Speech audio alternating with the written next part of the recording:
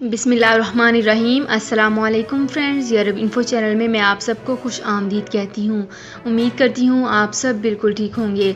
आज की वीडियो में हम बात करेंगे बैरून मुल्क से आने वाले मुसाफिरों पर क्या पाबंदियाँ लगाई गई हैं और क्या चीज़ें लाजमी करार दे दी गई हैं। इसकी तमाम तर डिटेल्स आप लोगों के साथ आज की वीडियो में ही डिस्कस करूँगी। ये तमाम डिटेल्स जानने के लिए इस वीडियो को लाजमी से लास्ट तक ज़रूर देखिए। तो फ्रेंड्स, करते हैं अपनी आज की वीडियो को स्टार्ट। सबसे पहले मैं आपको बताती चलूँ कि बैनुल-अक़वामी सतह पर मनी लॉन्ड्रिंग की रोकथाम के लिए FAT ने कवानीन पर अमल दरामद के लिए बैरून मुल्क से आने वाले मुसाफिरों पर भी करेंसी डिक्लेरेशन लाजमी करार दे दी है। सिविल एविएशन के नोटिफिकेशन के मुताबिक पाकिस्तानी एयरपोर्ट्स पर बैरून मुल्क से आने वाले मुसाफिर भी कस्टम डिक्लेरेशन फॉर्म फिल करेंगे।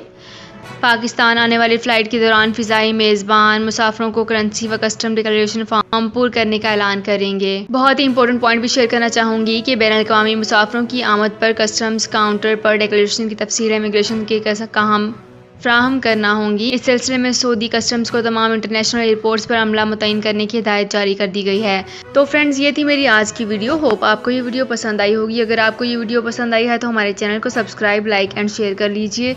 तो फ्रेंड्स, मिलते हैं एक नई वीडियो में एक बिल्कुल नई अपडेट के साथ। अपना बहुत ख्याल रखिएगा। अल्लाह हाफिज़।